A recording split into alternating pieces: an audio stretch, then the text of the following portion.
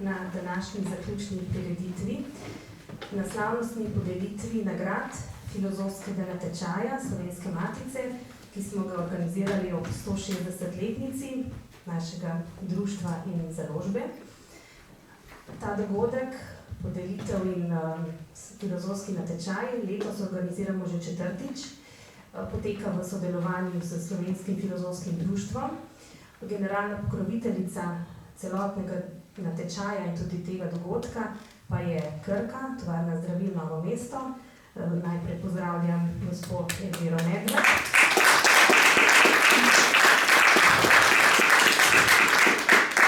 In se seveda zahvaljujem za to podporo.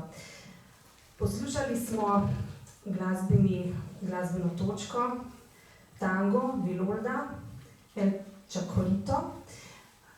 Izvajali pa so ga učenci glasbenega ateljeja Tartini iz razreda profesorice Sidike Bravničar in v spremljavi pianistke profesorice Mejre Smajlović. V nadaljevanju bodo naš dogodek popestrili še z dodatnimi glasbenimi vložki. Sedaj pa bi povabila k uvodnim besedam najprej predsednika Slovenske matice, dr. Aleša Gabriča.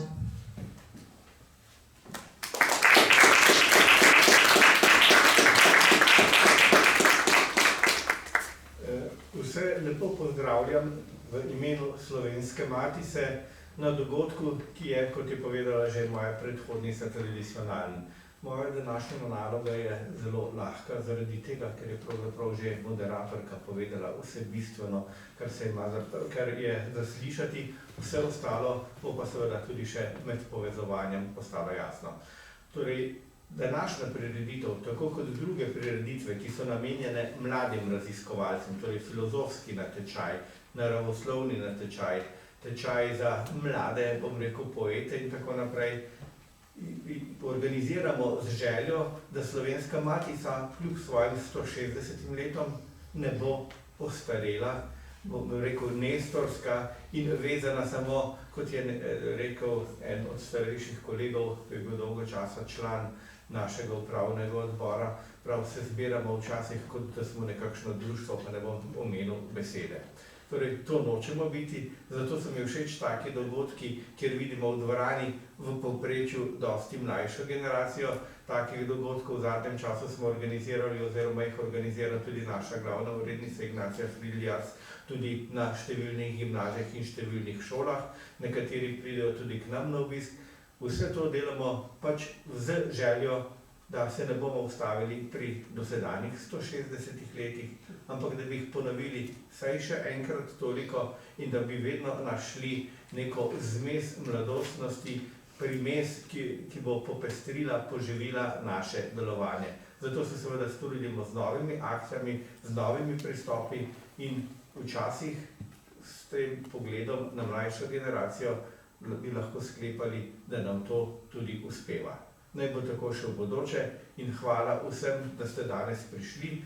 Hvala komisiji za njeno opravljeno delo, našim organizatorkam in seveda hvala tudi Krki. Predvsem pa hvala in čestitke vsem, ki ste se natečaja udeležili in uspeli prepričati našo komisijo, da so vaša dela vredna sodelovanja pri nas in da so vaša dela tudi vredna, da se v njih še naprej govori. Torej, lepo se počutite v domovanju najstarejšega slovenskega znanstvenega in kulturnega društva in želim vam prav prijeten večer. Hvala.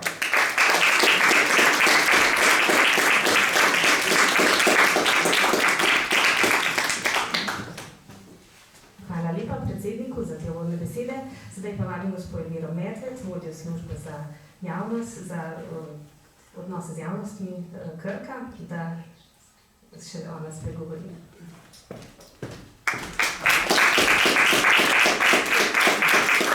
Hvala lepa, dobro večer v imenu Krkašev, seveda tudi jaz nimam tako težkega dela.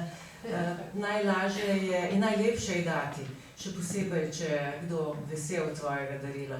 In zagotovo so v Slovenski matici tega zelo veseli, vsakega, bom rekla, centa. Tudi leto 2024 si bomo Krkaši zapomnili po obletnici, ne tako častitljivi, seveda ne 160 let, ampak mi smo praznovali 70-letnico.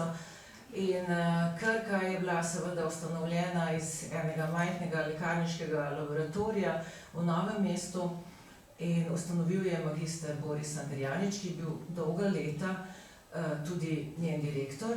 Bil je poleg obeh potem direktorjev, ki sta prišla za njim, Krka ima v tej 70-letni zgodovini samo 3 direktorje imela, velik vizionar.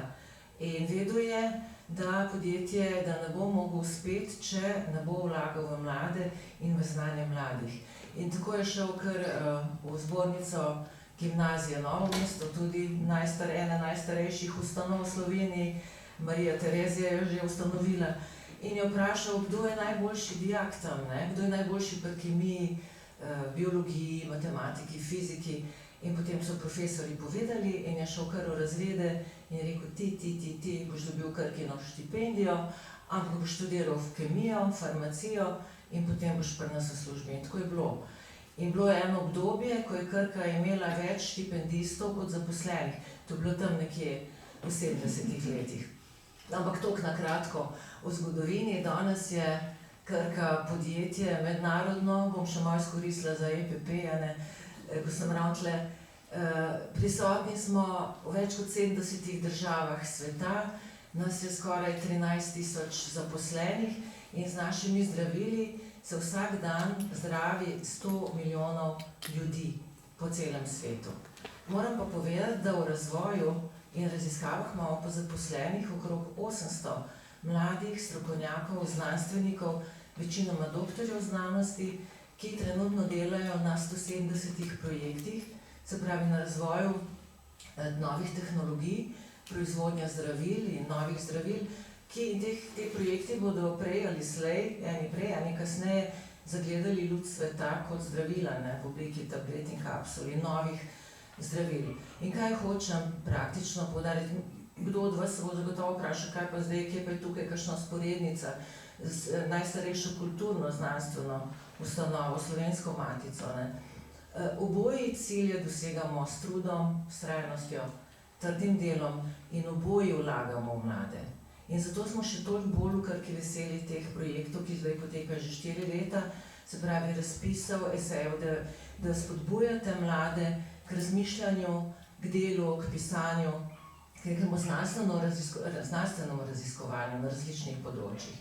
In danes, ta današnji večer, je, kot vemo, posvečen filozofiji oziroma mladim študentom, nagrajencem, ki so se pogumno podali v to razmišljanje v največje globine in neke najbolj subtilne teme oziroma temo duha in duhovnosti.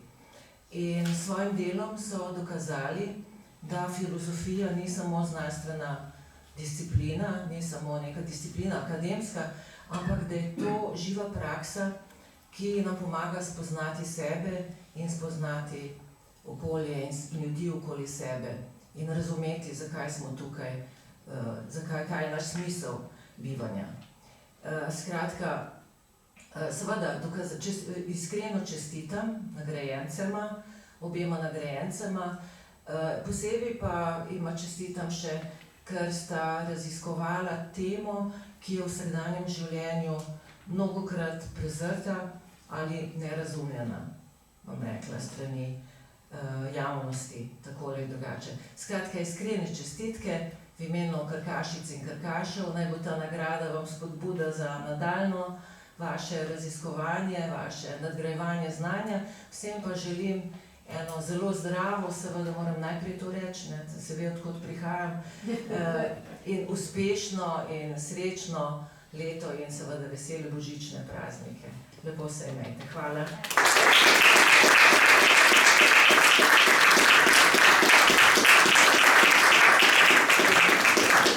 Hvala lepa, gospe Jadvigi Medved. Sedaj pa sledi pogovor na temo, ki je bila tudi osrednja tema letošnjega natečaja, in to je bila duh in duhovno.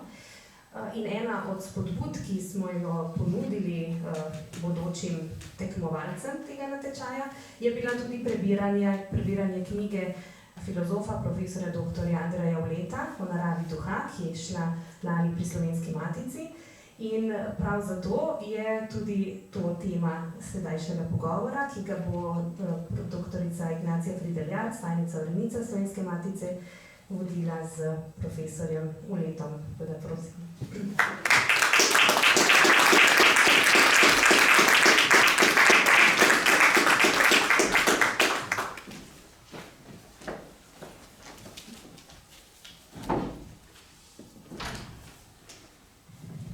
Lep dober večer tudi seveda v mojem imenu in izrekam prisrčno dobrodošlico vsem na Slovenski matici, tem našem skupnem domu slovenstva.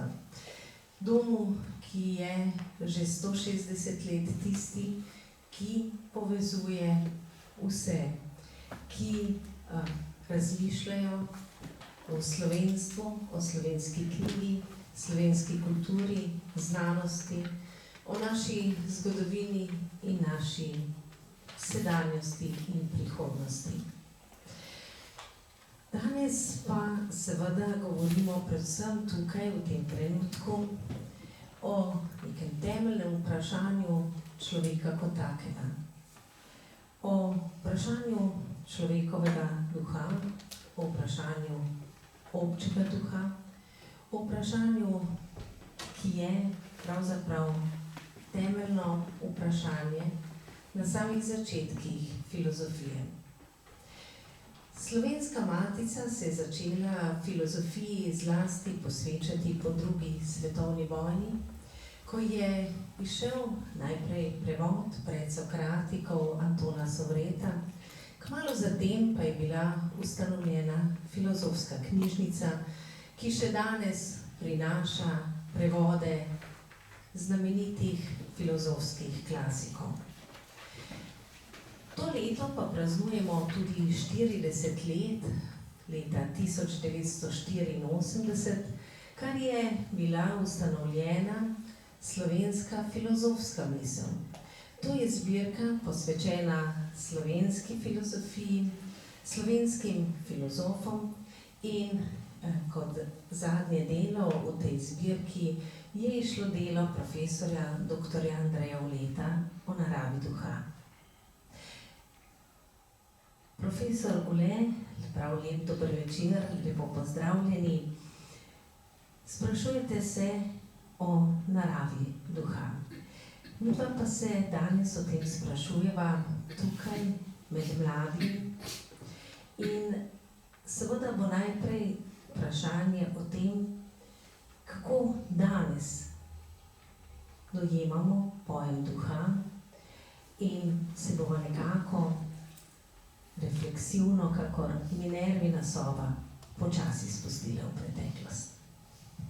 Ja, hvala lepa tudi za vaš nagovor, prijazen in vse. Ja, moram reči, da sem kar presenečen za tole vabilo, nisem ga pričakoval, da so tudi mladi ljudje začeli prebirati mojo knjigo, no, to sem prav vesel. No, problem je seveda velik, ne, torej, to, s čimer res to knjigo, ko sem pisal, je rezultat pač dolgoletnega razmišljanja, no, to in sorodne teme.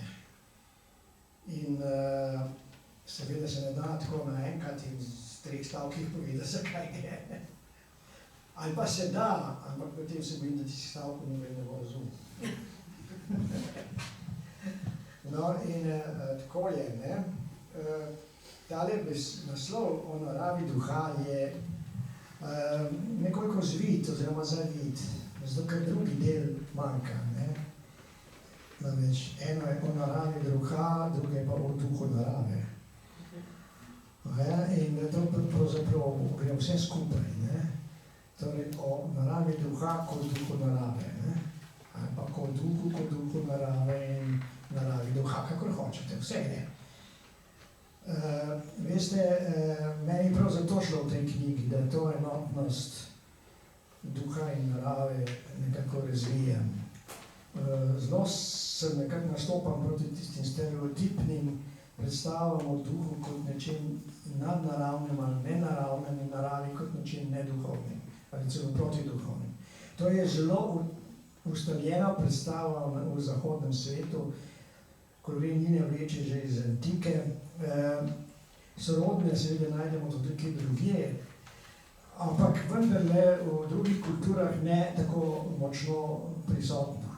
Recimo v indijski, še manj pa v kitajski kulturi prevladujejo čisto drugi pogledi, bolj nedualni pogledi nasploh na duha in naravo. In mene so ti veliko bolj privlačni, oziroma se mi zdijo veliko bolj resnični kot to, kar smo v Evropi pridelali. Kajti pojem duha kot nekaj vzvišenega nad naravo, nekaj onostranskega, je izredno koristen za vse mogoče, recimo ideološke uporabe in politične. Ker se tisti, ki se imajo za predstavnike duha, potem seveda skušajo pokazati kot nekaj višjega in drugega od tistih, ki jih imajo za zgolj naravo, karkoli že to je. In potem iz tega sledi vse, kar nam je znano v zgodovini iz raznih oblik preganjanj, drugovercev, brezvercev in tako naprej. No, jaz tukaj grem posebno drugo smer. Tisto, čemu bi jaz rekel naturalizem, spiritualizem, pomišljaj, vmes. Nisem edini. Moram reči, ravno pripravo za to knjigo sem šel še malo pregledati po svetu, koliko je tega pravzaprav ogromno. Jaz bi rekel, da je trend v naraščanju. Vedno več ljudi in del izhaja na to temo. Duh in narava iska tisto, nedualno skupno jedro obeh. In to je v vseh mogočih jezikih prisotno in kulturah in skratka nek splošen trend. Tako znanstveniki, kot filozofi, kot religiologi, kot čisto običajni ljudje govorijo, pišejo o tem. Tako da za čudo nisem sam. Jaz, ko sem to knjigo pisal, sem mislil, da sem skoraj sam s to svojo temo. Zdaj pa vidim, da sem kar v dobri druščini. Hvala lepa, kot sem že napovedala, je vendarle v svojem uvodnem predavanju, v vaši knjigi vendarle prisoten nek ta historični vidik, bi rekla, branje duha skozi zgodovino filozofije ali tudi filozofijo zgodovine na nek način, kot vi trdite v tem obratnem pogledu. Pa vendarle, čeprav ste nam kot svoje izhodišče zdaj pravzaprav predstavili, da na nek način umikate duha iz prostora duhovnega, presežnega, transcendentnega, pa vendarle o tem razmišljamo in če Parmenidovsko rečeva, da je misliti in biti eno in isto, je vendarle treba na nek način priznavati tudi to v vašem, bi rekla, historičnem pregledu razvoja duha ali duhovnega in me zanima, na kak način to obravnavate. Ja, ko smo že pri vprašanju transcendence in imanence, moram reči, da tako kot je duh v tej nedualnem, duh narava, ima samo v sebi presežnost nad zgolj duhom in zgolj naravo. In tako da tukaj je ena transcendenca in ena radikalna imanenca v enem. Ja, in to je pravzaprav neizrekljiva zadeva, ker jo ne morete opisati, lahko jo pa začutite. Prej bo to začutil kakšen poet, kakšen umetnik, kakšen glasbenik, kot pa morda filozof, ki se trudi z definicijami in formulami in tako dalje. Ampak vseeno je to prisotno. No, v svoji knjigi sem se mestoma tudi spustil na ta preko spolska tla te imanentne transcendence ali transcendentne imanence. Tega je prisotno tudi v tej knjigi. Samo je en tak način, da saj po mojem mnenju ne daje oporišča za nekakšno kakršnokoli preprosto metafiziko ali pa kaj šele ideologizacijo. Morda pa za kakšno poezijo. Ja, Seveda, kakor Slovenska matica vse čas poudarja te korenine slovenstva, iz katerih ne nazadnje tudi zrastla in da danes živi že 160 let. V našem zgodovini filozofije in mišljenja evropskega poudarjamo to antično krščansko tradicijo. Sami ste pa vendarle izpostavili in tudi v knjigi velik del vašega premišljevanja, razmišljanja o duhu posvečate neevropskim filozofijam oziroma tudi indijski filozofiji. Zakaj ta obrat k drugemu, drugačnemu, v bistvu pravzaprav k temu, iz česar pač evropska misel ni šla? Ja, hvala za to vprašanje. Res je, na par mestih se obračam, kako bi rekel, na vzhod. Čeprav ni to nekaj bil izrečen cilj te knjige. Preprosto sem bil v pisanju knjige prisiljen na to, da sem se oprl tudi na te vire. Ja, zato pač, ker imamo na tako na vzhodu, se pravi predvsem v Indiji, Kitajski, Japonski, imamo opravko z drugačnim pristopom k duhu. Ne tako, rekel, striktno, metafizičnim, dualističnim, ampak so razne oblike nedualnosti. Advaita pravijo v Indijci, nedvojnosti. Od direktno Advaite ali Vedanta Advaite v hinduizmu do razne verzije budizma, nedualnega budizma, predvsem v Mahajana budizmu, pa potem v Kitajski, pa predvsem daoizem, pa novo konfucijanstvo. Zakaj novo konfucijanstvo? Ker novo konfucijanstvo je poskušalo združiti budizem, daoizem in konfucijanstvo skupaj neko novo celoto. Temu se rekel novo konfucijanstvo. Resnici je šlo z neko sintezo vseh treh. In tukaj noter je seveda spletena verzija adualnosti.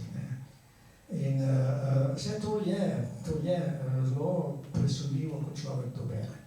Kakšen drugačen duh, to besedo rekel, je tukaj noter, kot pa imamo v teh evropskih zagrizenih spopadih za duha ali proti duhu, za toga ali onega, za svetega ali nesvetega, za vražjega ali božanskega in tako dalje.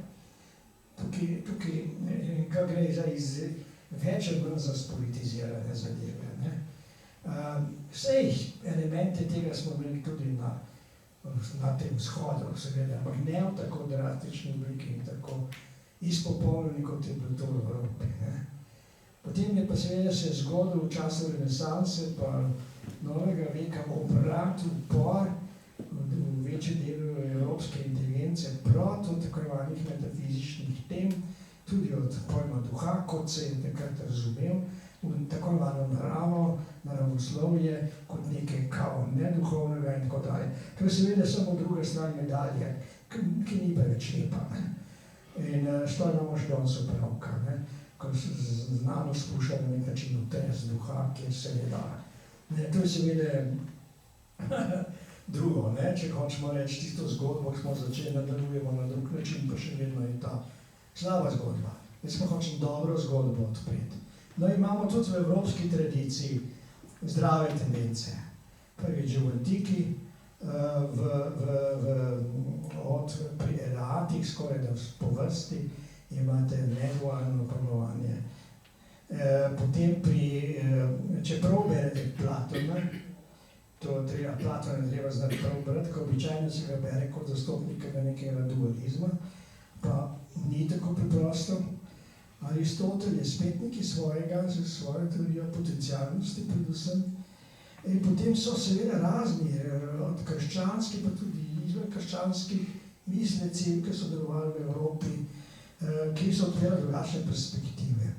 Dionizijos Areopagita, recimo med prvimi kristijani, Scotus Eurigena, drugi tak velik, Meister Eckhart kot mistik in filozof, da sem te omenim, kot Nikolaj Cusanus, v vseh teh boste našli tako drugače izraženo, eno drugačno, veliko bolj živo veliko bolj človeško, veliko bolj naravno pojmovanje duha in seveda tudi narave. Ampak to je bilo vse nekje, ni bilo prevladujoči ton, nažalost ni, to je bilo vse podton evropske miselnosti. Celo v renesansi, ki je bila še najbližje temu, kar bi jaz rad, ampak se je hitro skvarila zaradi notranjih sporov in zunanjih pritiskov in je prišla v nekaj čisto drugega. Skratka, tako je. In zdaj smo pred tem, da pravzaprav zgradimo eno renesanso na novo. Renesanso, ki bo renesansa tudi in mora celo posebno renesansa živega duha. Ampak to ne bo samo evropska, bo verjetno svetovna renesansa. Ja, odlična je ta klic k renesansi evropskega in seveda tudi svetovnega duha. Pravzaprav tudi nekako odmik od te zadrte, kot ste jo vi poimenovali, evropske tradicije, prve najvišje filozofije, recimo že Aristotel, vemo, da razvija svojo misel, metafiziko kot Heprote filozofija. Potem imamo seveda Hegelov filozofski sistem absolutnega duha.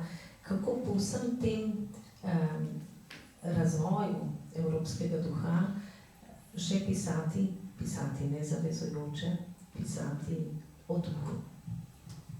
Ja, to, če je kakšno težko vprašanje, je to. To je res težko vprašanje.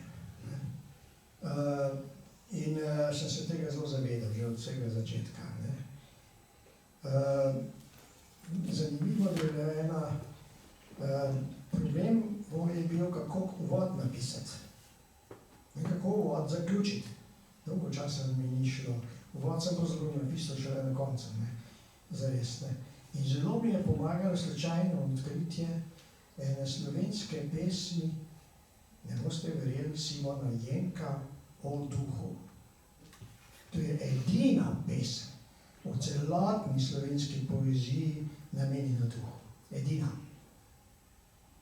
Zdaj sem zaključil uvod, ker se mi zdi, da je točno izražen to bit, ko bi to sam želel.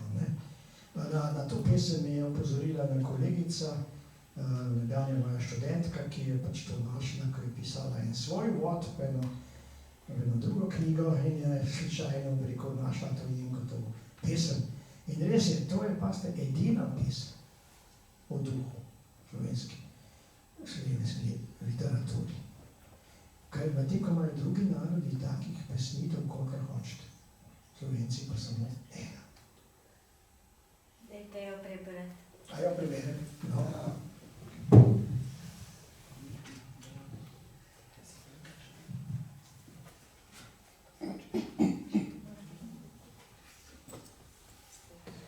Simon Jenko, duhu. Ti duh, če v meni tičiš, pogledati samemu sebi sedaj. Ti nisi sanje, to nekaj pove, globoko v prsih žarečih, pa vendar ne maraš želja gorečih.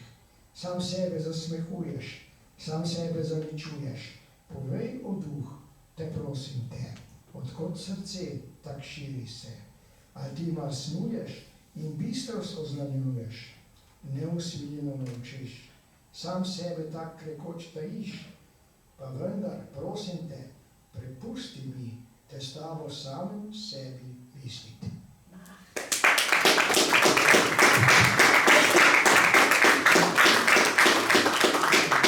Bravo, Jenko. Ja. Bravo, Jenko. Da je sposoben tega. Takrat. Govori o molku duha, tudi Simon Jenko. Vi ste govorili o dualizmu, ki ga seveda druge neevropske filozofske misli ali pa filozofije poskušajo nekako zaobiti. Pa vendarle slovenščina, zavezana dvojini, zavezana besedi, med jaz in ti, meje jezika, ko govorijo o duhu. Wittgensteinovsko vprašanje. Ja, kaj ste omenili dvojino, to je redka prednost. No, če pogledamo, kateri jeziki še poznajo dvojino. Stara grščina je poznala dvojino, no, mislim, da ne več. Potem so postali, mislim, da se tudi stara kelščina, v enih verzijah tudi imela dvojino. Potem sanskrt pozna dvojino, za perzijščino staro avestco, verjetno tudi, nisem ziher. Zelo malo jezikov je, nekateri zelo ugledni jeziki imajo še dvojino.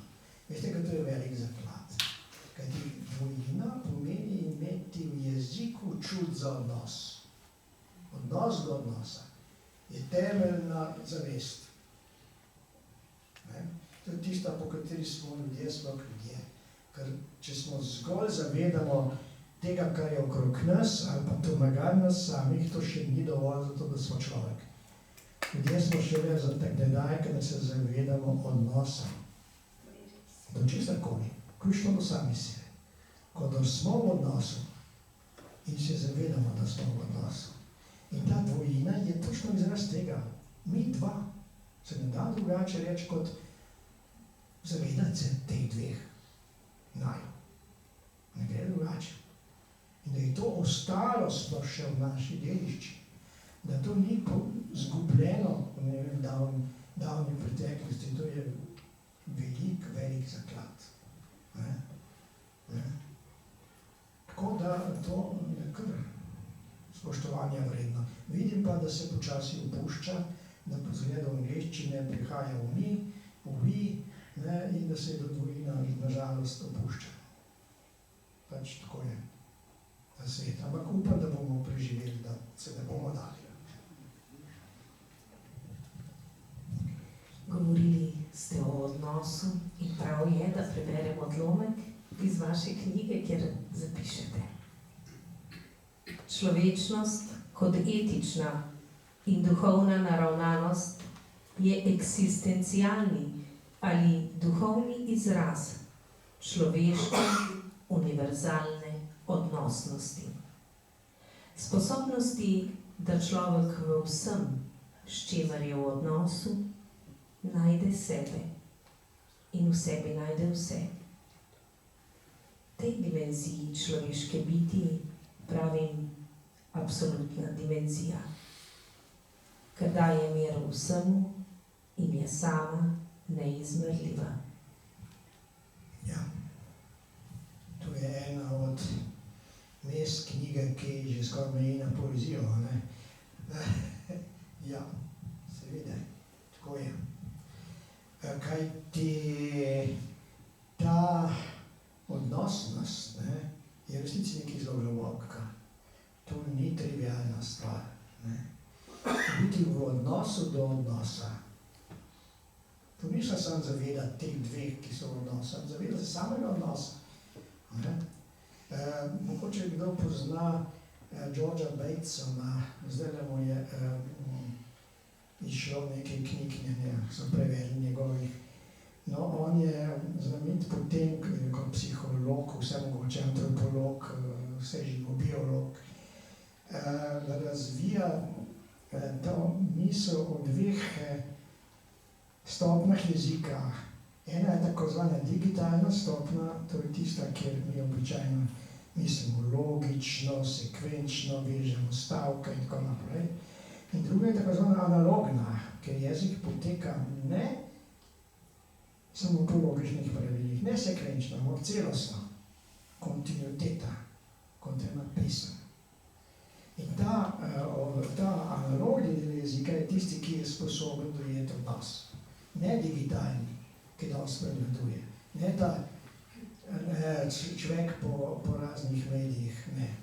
Ta ne pozna odnosa. Edin tisti analoški del jezika in govora je tisti, ki je odnosen. Žal se izgublja. Ga še vedno uživamo s poezijo, ga uživamo s glasbo, ga uživamo s temi novimi. Ampak žal naša civilizacija gre v digitalizacijo in v izgubo analoškosti in tem tudi odnosnosti. Žalost je to tendenca. In naloga vseh nas, od filozofov, umetnikov in vseh humanistov je to, da temu stopimo v bran. Pač se zavedamo te analoške plati bivanja in ne digitalne, ne? Prav je, da za zaključek najnega pogovora, čeprav bi vas, sem prepričana, tukaj z veseljem še poslušali, je ob zaključku prav torej, da se morda obrneva še k nagrajevanjima, esejema. Prvi je naslovljen kot duh je kost, torej duh kot neko ogrodje vse naše biti. In seveda drugi, ki govori s čudovito metaforo o biti na ladji, biti v čolnu sam. To je pravzaprav tudi vprašanje, ki ste ga že načeli, pa ga morda znova odpreva. Vprašanje odnosa tudi do samega sebe. Ali smo sami takrat, ko pravzaprav razmišljamo? Paradoksno je, nismo sami, smo pa edini. Ker v tistem smislu to razmišljamo, nismo pa sami. Smo povezani z vsem in z vsemi. Pazite, kaj ti naša misel, če je misel resna misel, potem ni samo naša misel, zelo sploh ni naša, niti ne moja, ampak je samo misel. Vreden je njen smisel, smisel je pa vedno obči. In vse povezujoč, vse zajemajoč. Torej, kadar res mislimo, tako mislimo, globoko mislimo, potem vse mislimo. Potem seveda smo v sebi, ampak nismo samo mi, smo vsi.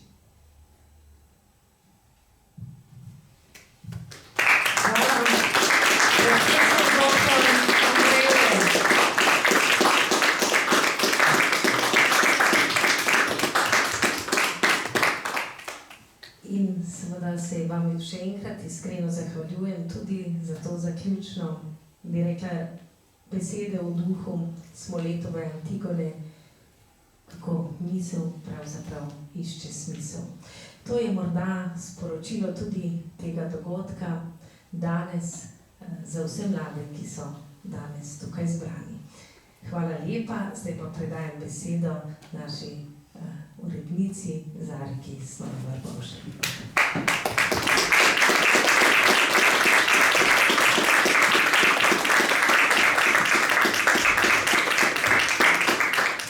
Hvala lepa za ta zanimiv pogovor.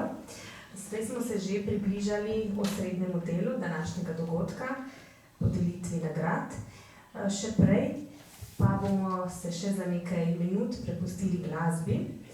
Tako da prosim naše mlade violiniste, to so Tara Breganta, Matej Lah in Mate Beštek, so spremljavi profesorice Mere Smajlović, da se mi še enkrat pridružijo in zaigrajo drugi tango.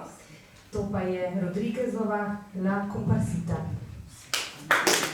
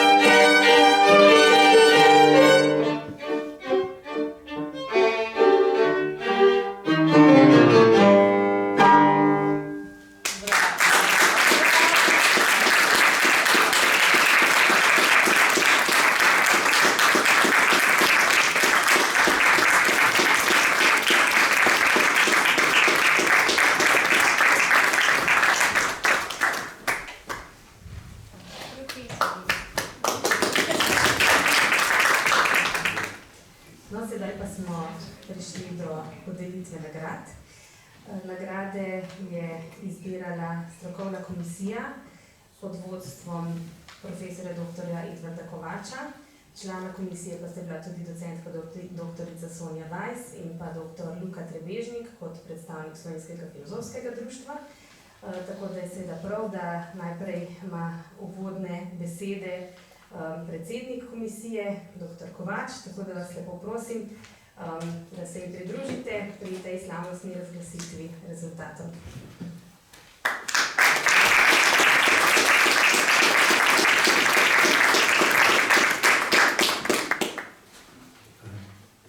Spoštovani predsednik Slovenske matice, dr. Aleš Gabrič, spoštovana urednica, tajnik dr. Ignacija Fridljac, spoštovana gospa, če vas smem tudi jaz nazvati, Krkašica.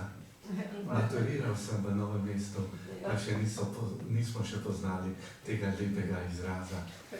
Čeravno so moje sošolke in sošolci sanjali o tem, da bi bili v krčni službi. Torej, imeli smo veliko srečo profesorja Ivana Beznika, filozofa, ki nam je govoril o tolažbi filozofije. In takrat sem že slutil, da dve stvari lajšajo bolečino, filozofija in seveda Krka.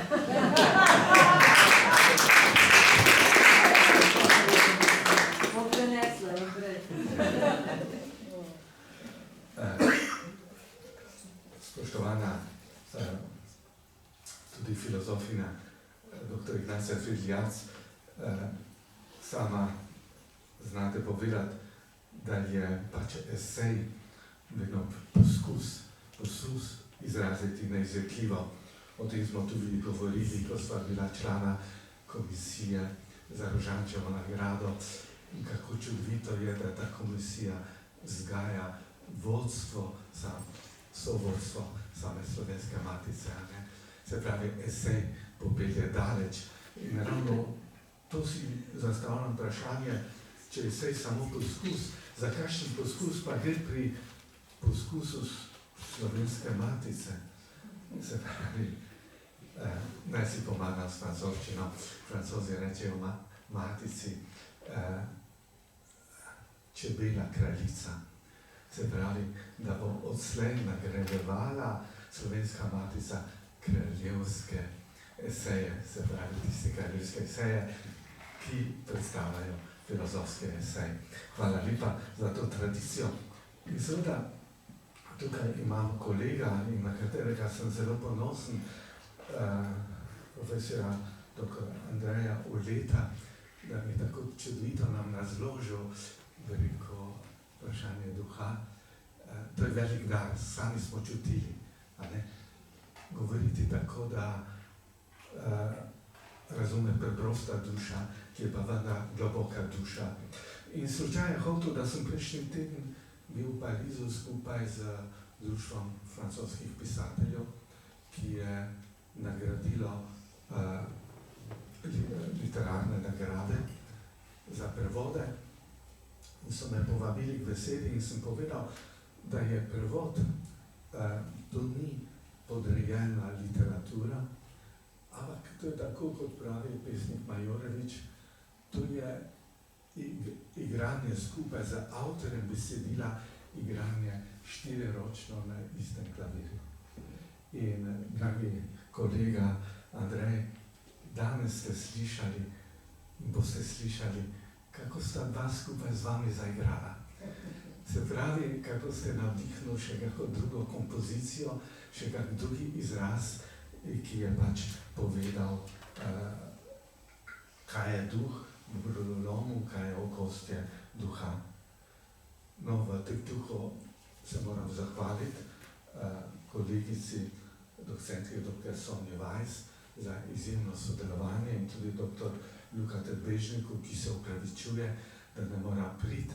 Ampak,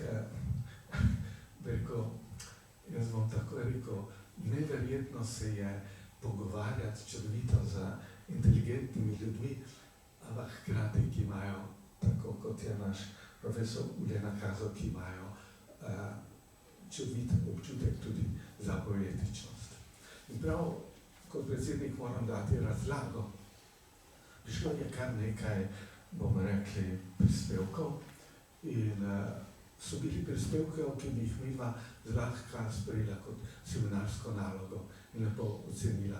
Zanimivo pa je, da jih nismo izbrali za nagrajenca.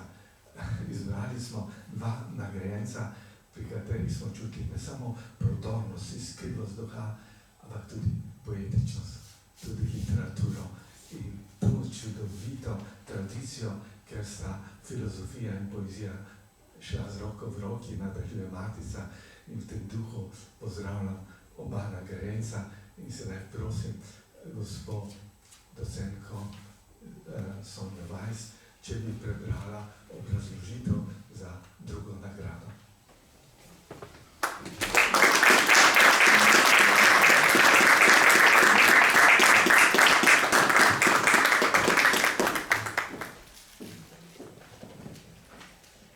Hvala, gospod profesor, z veseljem. Na bistvu prijetna naloga, tako da temeljitev drugo nagrajenega eseja, Duh je kost, je naslov. Rečemo, v kosteh čutim, ko govorimo o globokem prepričanju, za katerega morda nismo povsem, ki ga mogoče ne moramo povsem razumsko utemeljiti, a se nam zdi to prepričanje zato, da se nam ne zdi nič manj resnično, nič manj trdno. Drugo nagrado je komisija dodelila torej eseju z naslovom Duh je kost. Avtorja je Hegelova misel v bistvu spodbudila zanje to odskočna deska za povezavo, ki je stara, a vedno znova aktualna, namreč povezava snovnega z nadsnovnim. In vendar je očitno, da duh kot spiritus ali pnevma, ki so ga stari misleci dojemali kot vez med dušo in telesom, ni isto kot duh, ki se v človeškem umu poganja za višjo silo, ki služi in upa, da jo bo nekoč dosegel, kot pravi avtor, ki se na vsezadnjem apofatičnem duhu odreče poskusu ubeseditve tistega najvišjega. Posledično pa tudi opisovanju njegove manifestacije v človeškem umu.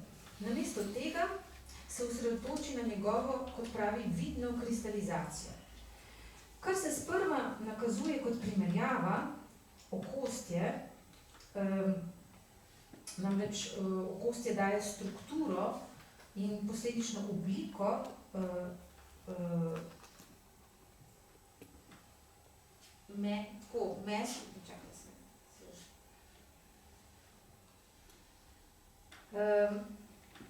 torej, to je ta primerjava. Okostje daje obliko mesu, podobno kot duša oblikuje telo.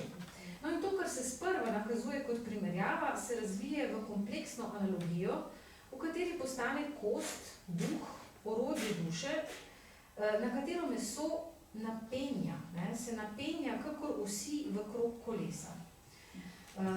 Tukaj avtor ponudi metaforo, ki nekoliko spominja na novoplatonsko prispodobo kroga in žarkov, se pravi radijev, ki se od središča pnejo na obod. A če v tej prispodobi filozofi govorijo o izhajanju iz božanskega, nam avtorjeva prispodoba naslika vračanje k njemu. Saj kosti, ki so nižji od sev višjega duha, človeka v njegovi želji po enakosti z bogovi naravno dvigujejo prav tja. Esej se na koncu dotakne tudi teorije znanega katastrofizma, ki na svojstven način poustvarja sporočilo o simbolizmu človeškega telesa v najbolj dobesednem in žlahtnem pomenu.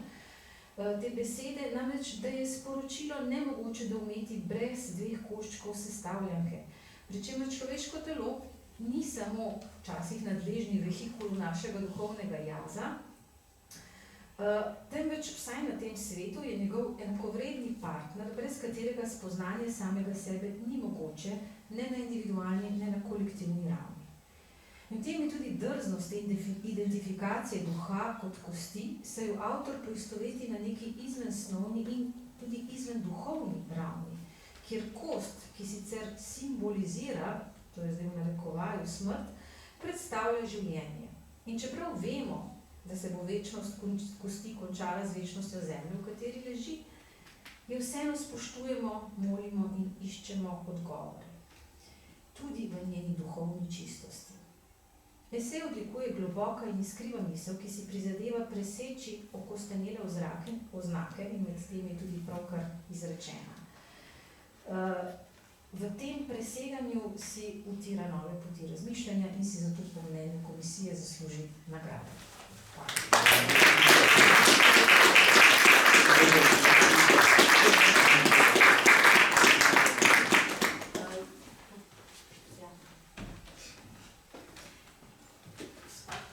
Sedaj pa vabim na oder drugo nagrajenca tega natečaja, Blaža Sušnika.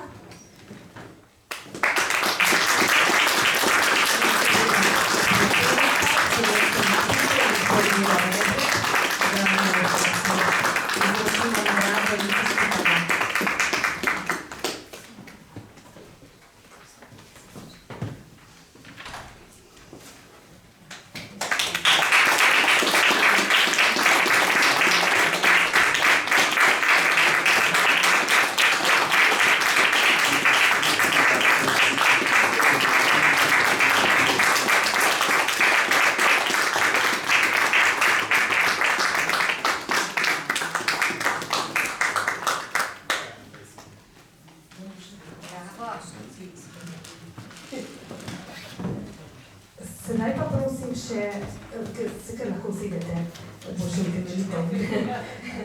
Prosim še doktorica Ignacio Frideljak, bo pa prebere utemeljitev za prvo nagrajenca, potem pa sledi podelitev.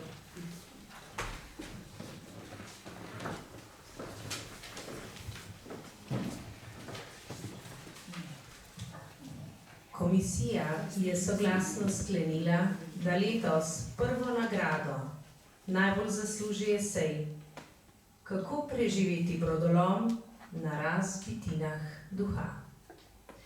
Zmagoviti esej k zahtevnemu, morda celo nemogočemu vprašanju o duhu in duhovnem pristopa preko metaforike in visokega stiliziranega literarnega jezika, ki je poln duhovitih domislic in sklicev na raznolike filozofske koncepte in tradicije.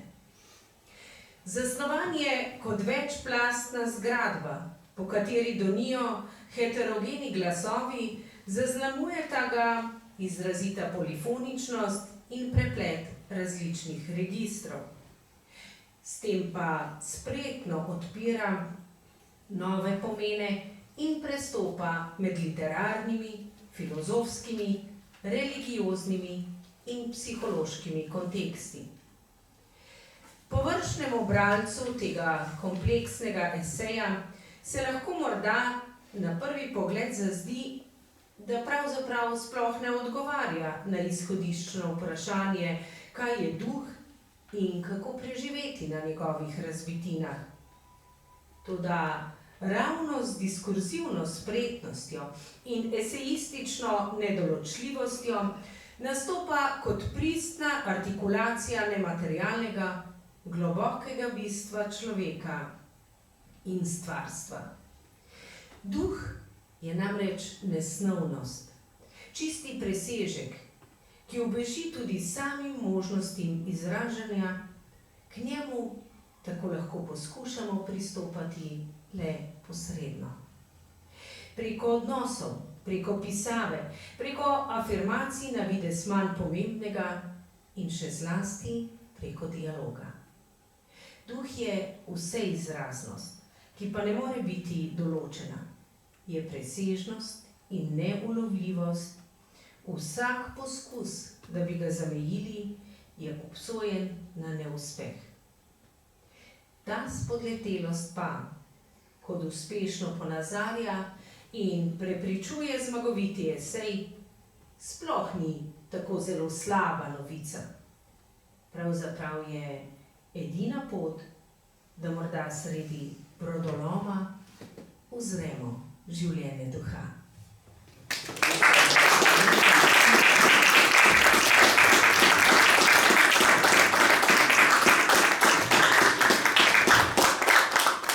Sedaj pa vabim prvo nagrajenca našega natečaja, to je Jernej Leva, da se nam pridruži in prevzame nagrado.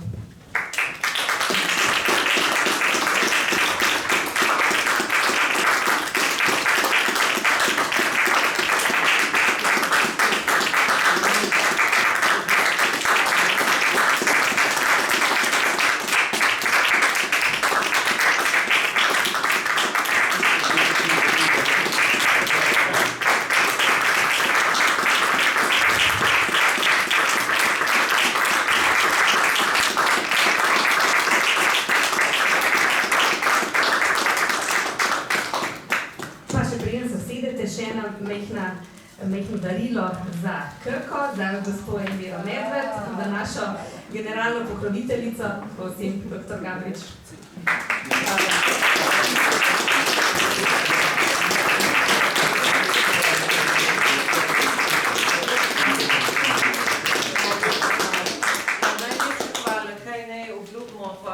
Bomo pa še naprej podpirali.